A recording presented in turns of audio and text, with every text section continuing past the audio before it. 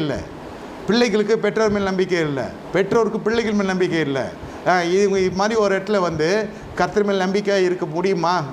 காணக்கூடிய ஜனங்களத்திலே நம்பிக்கை நீங்கள் சம்பாதிக்கவும் இல்லை, நம்பிக்கை நீங்கள் வைக்கவும் முடியாத அளவுக்கு அவங்க நடந்துக்கிறாங்க. அப்படி காணாத இறைவனத்தில் உங்களுடைய நம்பிக்கை அதிகமாக இருக்கும்னு நீங்கள் நினைக்கிறீங்களா? உங்கள் விசுவாச நசல் கொண்டு தான் இருக்குது. முதல்ல வீட்டில் இருக்கிற ஜனங்க கிட்டத்தே ஒப்புரவாக்கி அது உண்மை என்னன்றது பேச ஆரம்பிங்க. சரி, ஒருத்தருடைய பொருளாதார பலவீனம் கொண்டவர்களாகவே இருக்கட்டும், அந்த பலவீனத்தில் நீங்கள் பலனாக நிற்க பாருங்கள்.